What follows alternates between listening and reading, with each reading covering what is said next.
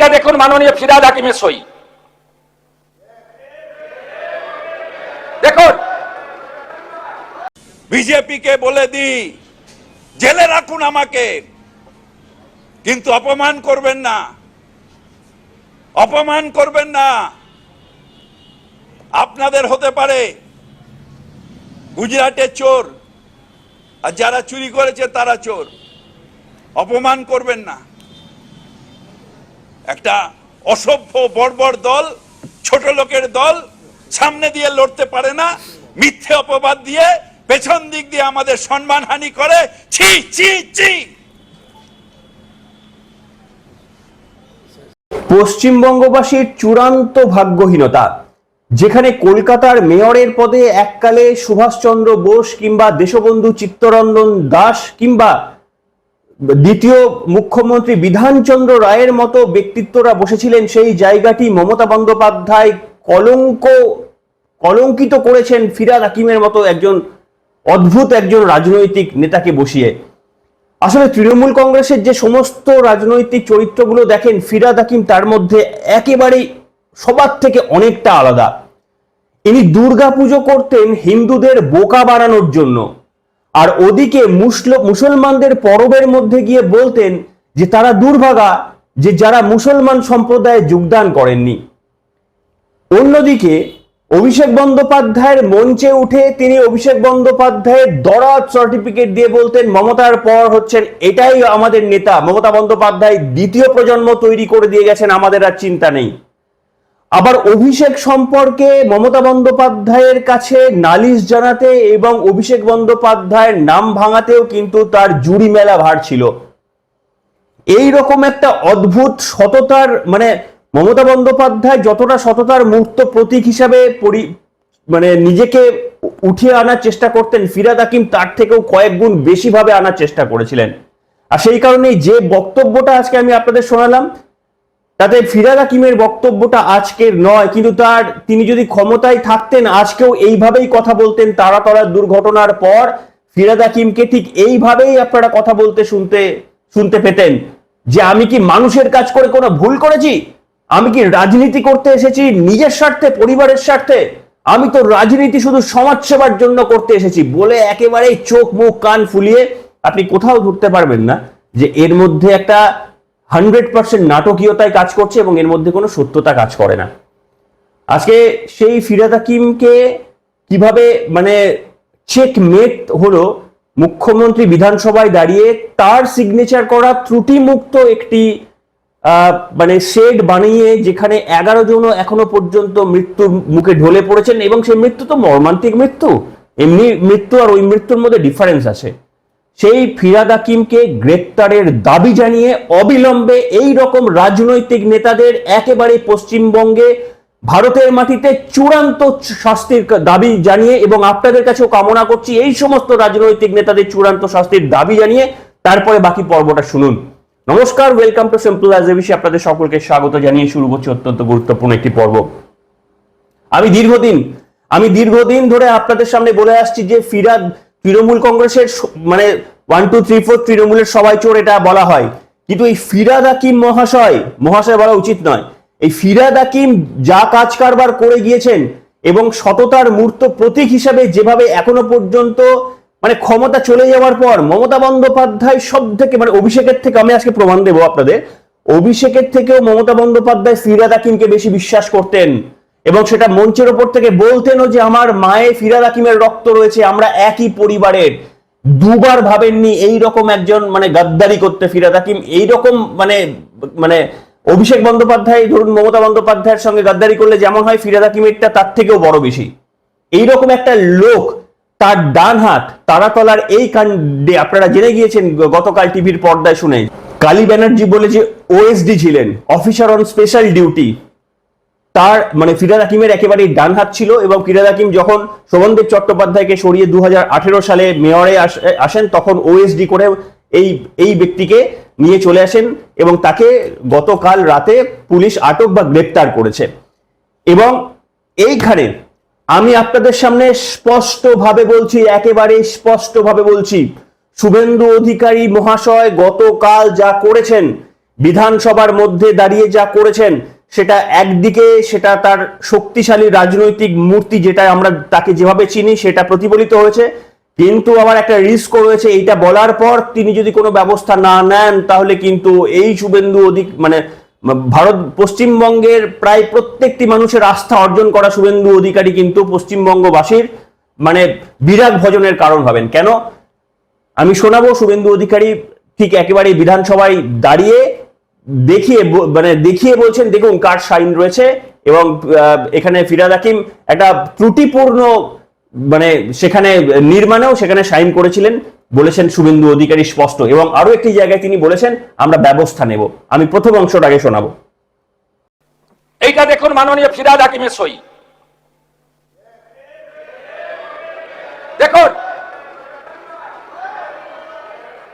দেখুন আপনারা কিভাবে স্ট্রাকচারে ডিফেক্ট থাকা অবস্থায় ফল্টি প্ল্যান অ্যাপ্রুভ করেছেন। আপনার কেএমসিতে কি হয়েছে আমরা জানি না, আপনার কালীকে তুললে সব বেরিয়ে যাবে। কলকাতা কর্পোরেশনে কালী না বললে কোনো প্ল্যান হয় না। আর কালী অ্যাপয়েন্টেড বাই গ্যামার স্ট্রিট সবাই জানে। আর এই কালী বাইপাসের পাশে আপনাদের তৃণমূল ভবন বানাচ্ছে 200 কোটি টাকা দিয়ে, আর এখান থেকে টাকাটা তুলে ঘরে পাঠায়। আমরা সব জানি, সব বের করেছি আমরা, এফআইআর হয়েছে, আরো ব্যবস্থা নিচ্ছি। শুনলেন, এটা গেল প্রথম অংশ। আজকে পর্বটা একটু বড় হতে পারে, একটু শুনবেন, অনেক ইন্টারেস্টিং তথ্য দেওয়ার রয়েছে, নাহলে কমপ্লিট করতে পারবো না আমি। তো এটা শুভেন্দু অধিকারী বলেছেন, এবং আরো একটা জায়গায় বলেছেন, আমি সময় পেলে শোনাবো, যে যেই করেছে আমরা ব্যবস্থা নেব। কুণাল ঘোষ দাবি করেছে যেই করেছে ফিরহাদ হাকিম করলো ব্যবস্থা নেওয়া হোক, গ্রেপ্তার করা হোক। আপনারা চাইছেন গ্রেপ্তারি? তাহলে লিখুন কমেন্ট সেকশনে, আমি তো চাইছি ফিরহাদ হাকিমের গ্রেপ্তারি। তো দেখুন, আমার বক্তব্য হচ্ছে, আপনাদের সামনে আমি বলি, একটা ঘটনার কথা আপনারা সবাই শুনেছেন, আলোচনা হয়েছে। সেটা হচ্ছে 2024 সালে ক্যামাক স্ট্রিট, অর্থাৎ ভাইপো মানে অভিষেক বন্দ্যোপাধ্যায়ের অফিস থেকে এক কর্মচারী, সম্ভবত আইপ্যাকের কিংবা তার নিজস্ব অফিসেরও কর্মচারী হতে পারেন, তিনি সরাসরি থানায় গিয়ে অভিযোগ করেন এই ফিরহাদ হাকিমের যে ডান হাত বলে পরিচিত এই কালী ব্যানার্জি, যিনি গ্রেপ্তার হয়েছেন, তার বিরুদ্ধে নালিশ করেছিলেন যে অভিষেক বন্দ্যোপাধ্যায়ের নাম ভাঙিয়ে তোলা হচ্ছে কিংবা অবৈধ কাজ করা হচ্ছে, অবিলম্বে এর বিরুদ্ধে ব্যবস্থা নেওয়া হোক। কিন্তু আপনারা জানেন, যেহেতু ওই কালী ব্যানার্জি প্রথমে ছিলেন পুলিশ, তারপরে আবার তিনি সিভিল সার্ভিস পরীক্ষা দিয়ে তিনি আবারও এতে চান্স পান। অত্যন্ত মেধাবী ছেলে, যেখানেই পরীক্ষা দিতেন কঠিন কম্পিটিটিভ পরীক্ষাতে প্রথম বা দ্বিতীয় ছাড়া কিছু হতেন না, অত্যন্ত মেধাবী। তো এই ঘটনা আসার পর আপনারা সকলে এটাও শুনে নিয়েছেন যে ফিরহাদ হাকিমের রিয়াকশন কি ছিল। ফিরহাদ হাকিমের এটাই রিয়াকশন ছিল যে আমি জানি না যে ও এই ধরনের কোনো কাজ করেছে। মানে তিনি বলেছিলেন, আমি বিশ্বাস করতে চাই না যে কালী ব্যানার্জি এই ধরনের কোনো কাজ করে থাকতে পারে। শুধু তাই নয়, একটা রিপোর্ট আমি বার করেছি আপনাদের সামনে, যেটা গতকাল কেউ বলেনি। আনন্দবাজার পত্রিকার 1 অক্টোবর 2024 যে তথ্য প্রকাশিত হয়েছিল, সেখানে আমি আপনাদের সামনে পড়াবো আজকে কোট আনকোট যে তারা কি লিখেছিল সেই দিন। এটা হচ্ছে তার হেডলাইন, এক ব্যক্তি এক পদ নীতি চালু করার সময় থেকে টানাটানি, পুরো বিবাদেই কি অভিষেকের তীরে ববি। কিন্তু এইখানে একটা জায়গায় আমি আপনাদের সামনে পড়াচ্ছি, এই কারণে পড়াচ্ছি, তাহলে বুঝতে পারবেন ফিরহাদ হাকিমের চরিত্রটা। মেয়র ফিরহাদ অবশ্য বলেছেন, আমি দলের শৃঙ্খলা পরায়ণ সৈনিক, দলকে সব জানিয়েছি। ফিরহাদ ও অভিষেকের দপ্তরের এই বিবাদ দলের মধ্যে যথেষ্ট অস্বস্তি তৈরি করেছে। সূত্রের খবর, তার ওএসডি সম্পর্কে অভিযোগ সামনে আসার পরই মুখ্যমন্ত্রী মমতা বন্দ্যোপাধ্যায়ের সঙ্গে যোগাযোগ করেন মেয়র। অভিষেকের দপ্তরের এই পদক্ষেপে ক্ষুব্ধ মেয়র মুখ্যমন্ত্রীর কাছে পদত্যাগের ইচ্ছা জানান। মেয়রের বক্তব্য ছিল, এমন ভিত্তিহীন অভিযোগে আসলে তাকেই হেয় করতে চাওয়া হয়েছে। মমতা তাকে শান্ত করতে চাইলে ফিরহাদ পাল্টা বলেছেন, মুখ্যমন্ত্রীর দপ্তরে ওএসডির নামে অভিযোগ করা হলে তা তো মুখ্যমন্ত্রীর দিকেই যায়। এই ক্ষেত্রেও তাই হয়েছে। তিনি আর মেয়র থাকতে চান না। মুখ্যমন্ত্রী অবশ্য ফিরহাদের কথা মানতে চাননি এবং এভাবে মেয়রকে এড়িয়ে তার ওএসডির নামে সরাসরি পুলিশের অভিযোগ জানানোয় অসন্তোষ প্রকাশ করেন মুখ্যমন্ত্রীও। অর্থাৎ নাটকটা যে শুধুমাত্র ফিরহাদ হাকিম আমাদের সামনে করছেন এমনটা নয়। মানে দুর্গাপুজো করে হিন্দুদের মন পাওয়া আর মুসলমান সম্প্রদায়ের কাছে গিয়ে তারা ছাড়া বাকিরা দুর্ভাগা এই কথাটা বলে কার্যত মুসলমানদের প্রতারিত করেছেন, হিন্দুদেরও বা বাকি সমস্ত ধর্মের তিনি প্রতারিত করেছেন, তার বিরুদ্ধে ওই সংক্রান্ত মামলায় তাকে গ্রেপ্তার করা উচিত। তারপরে তো এগুলো তো রয়েছেই। এবং এখানে দেখুন, আমি আপনার যে তথ্যটা কোনো সংবাদ মাধ্যমে দেয়নি গতকাল, আমি আপনার সামনে জোগাড় করেছি যে আনন্দবাজার পত্রিকায় এই অভিযোগ জানানোর পর, অর্থাৎ যে কালী বন্দ্যোপাধ্যায় বা ব্যানার্জিকে এই মারাত্মক 11 জনের মর্মান্তিক মৃত্যুর পর যাকে গ্রেপ্তার করা হলো, সেই নিয়ে অনেকদিন আগেই মমতা বন্দ্যোপাধ্যায় সচেতনতা নিতে পারতেন, কিন্তু সেই দিন অভিষেক বন্দ্যোপাধ্যায়ের কথাও শোনেননি মমতা বন্দ্যোপাধ্যায়। সেই দিন অভিষেক বন্দ্যোপাধ্যায়ের কথাও শোনেননি, শুনেছিলেন ফিরহাদ হাকিম, তার একেবারেই কাছের লোক, যাকে পরিবারের লোক বলে মনে করতেন, ফিরহাদ হাকিমের কথা। ফিরহাদ হাকিম বলেছিলেন, আমি ছেড়ে দিলাম মেয়রের পদ, আমি আর থাকতে চাইছি না, তার কারণ এটা তো আমাকেই বলা ইনডাইরেক্টলি। তো এই রকম ভাবে কার্যত মমতা বন্দ্যোপাধ্যায়কেও ব্ল্যাকমেলিং করেছিলেন, ইমোশনাল ব্ল্যাকমেলিং করেছিলেন, এবং সেখানে মমতা বন্দ্যোপাধ্যায় দোষটা অভিষেক বন্দ্যোপাধ্যায়ের দিকেই ঠেলে দিয়েছিলেন, যেটা অভিষেকের হয়তো এটা উচিত হয়নি, তার কারোর সঙ্গে কথা বলে করাটা উচিত ছিল। আর আজকে বুঝতে পারছেন যে তার মানে ঠিক ছিল অভিষেক বন্দ্যোপাধ্যায়, সেদিনকার যে অভিযোগ, অন্তত এই ক্ষেত্রে অভিষেক বন্দ্যোপাধ্যায় যে ঠিক ছিল সেটা বোঝা গেল। এই ফিরহাদ হাকিমের আমি একটা বক্তব্য শোনাবো আপনাদের সামনে, এই বক্তব্যটা শুনলে আপনারা অবাক হয়ে যাবেন। তিনি তার বাড়িতে যখন ইডি সিবিআই রেড করতে এসেছিল, তখন তিনি একেবারেই বলেছেন যে আমি আমার বিজনেস থেকে, কোনো বিজনেসে কেউ বলতে পারবে না হাতে করে এই ফিরহাদ হাকিমকে কেউ টাকা দিয়ে গেছে, 25 বছরের কাউন্সিলর, হাতে করে এই ফিরহাদ হাকিমকে কেউ টাকা দিয়ে গেছে। খুব বুদ্ধিমান লোক তো, হাতে করে এইভাবে কেউ টাকা দেয়নি, এটা ঠিকই বলেছেন, কেউ প্রমাণ করতে পারবেন না হাতে করে এইভাবে কেউ টাকা দিয়ে গেছে। কিছু পিছন থেকে কেউ টাকা দিয়েছে কিনা সেটা তিনি আর বলেননি, যে কেউ প্রমাণ করতে পারবেন না হাতে করে এইভাবে কেউ টাকা দিয়ে গেছে কিংবা পেছন থেকে কেউ টাকা দিয়েছে। আবার কি বলছেন আমি কোন কন্ট্রাক্টরের কাছ থেকে, কোন বিল্ডিং এর কাছ থেকে প্ল্যান স্যাংশনের জন্য কিছুর জন্য তিনি টাকা নেননি।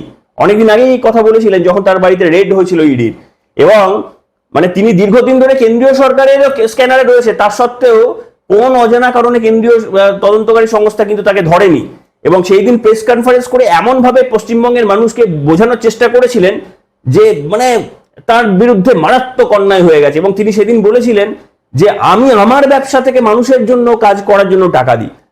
টাকা নেওয়া তো দূরের কথা, তিনি নিজের ব্যবসা থেকে টাকা ঢালেন। কি বলেছিলেন সেদিন আমি একবার মনে করিয়ে দেব আপনাদের স্মৃতি, যেটা কোনো সংবাদ মাধ্যম করেনি, দেখুন একবার।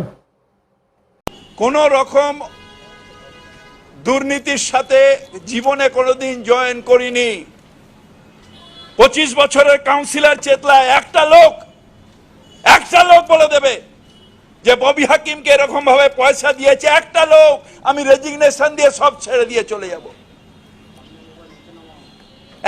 একটা কন্ট্রাক্টর যে আমাকে টাকা দিয়েছে, একটা বিল্ডার যে আমাকে টাকা দিয়েছে, একটা লোক বলবে। পাপ করেছি মানুষের সেবা করে, নিজের ব্যবসা থেকে টাকা নিয়ে দিনের পর দিন মানুষের সেবা করেছি। রিলেটেড কেস কিসে রিলেটেড? কেন আজ জাস্টিস অমৃতা সিনহা? দেখলেন, বুঝতে পেরেছেন? দেখুন, এখানে ভালো করে বুঝুন, এটা একটা স্টাইল রাজনীতির, এবং এই স্টাইলটা তারাই নেয় যারা সব থেকে বড় দুর্নীতিবাজ। এখনো পর্যন্ত ফিরহাদ হাকিমের দুর্নীতি প্রমাণ হয়নি, তবে শুভেন্দু অধিকারী মুখ্যমন্ত্রী হিসেবে বিধানসভার মধ্যে যদি এই বক্তব্য বলেন, তার সেটা কার্যত তিনি তথ্য নিয়েই বলেছেন, এবং তিনি বলেছেন ত্রুটিযুক্ত এই নির্মাণের স্বাক্ষর রয়েছে ফিরহাদ হাকিমের, কাউকে ছাড়া হবে না। তার ডেফিনেটলি তিনি অভিযুক্ত এবং অবিলম্বে তার গ্রেপ্তার করা উচিত। এবার আমি যেটা বলছিলাম, যারা সব থেকে বড় অপরাধী, যারা সব থেকে, এটা জেনারেল, এটা একটা কমন সাইকোলজিক্যাল একটা, আমি জানি না কোনো সাইকোলজিক্যাল ডক্টর আমার সঙ্গে যদি কথা বলতে চান, আমাকে আমার নাম্বার যদি পেয়ে যান, আগেও দিয়েছিলাম, আমাকে জানাবেন আমার সঙ্গে কথা বলতে চান, তাহলে আমি কথা বলবো আপনার সাথে। আমি জানতে চাইবো এদের মনস্তত্ত্বটা।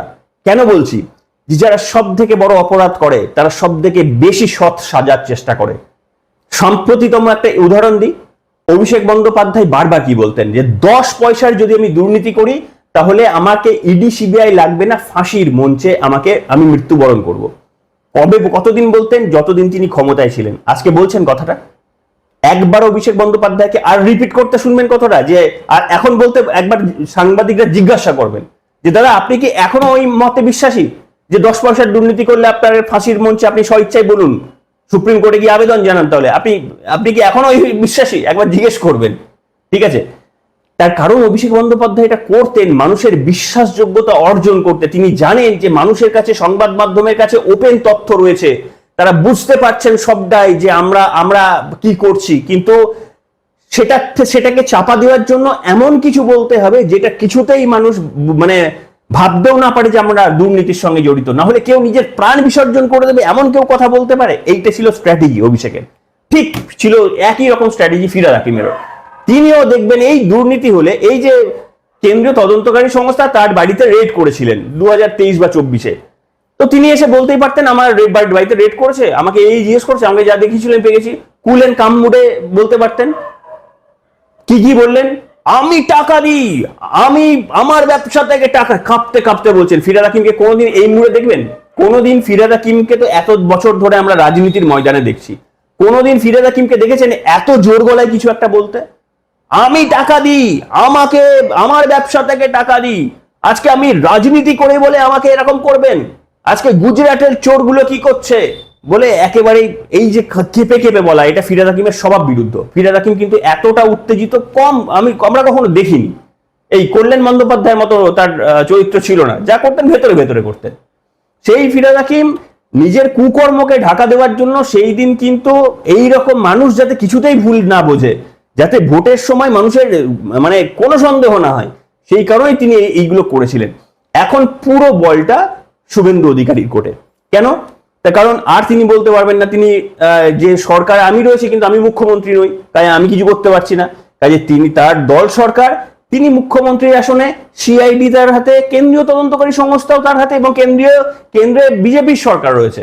অর্থাৎ কোনো অজুহাত দিয়েই এই মুহূর্তের বিজেপি সরকার বলতে পারবে না যে না আমরা মানে কিছু পেলাম না, কারণ শুভেন্দু অধিকারী অলরেডি মুখ্যমন্ত্রী হিসেবে দাবি করে দিয়েছেন যে ত্রুটিপূর্ণ একটা প্ল্যানে, স্যাংশনে সেখানে সাইন ছিল ফিরহাদ হাকিমের। আমার মনে হয় এই স্টেটমেন্টটাই is enough to arrest Firhad Hakim.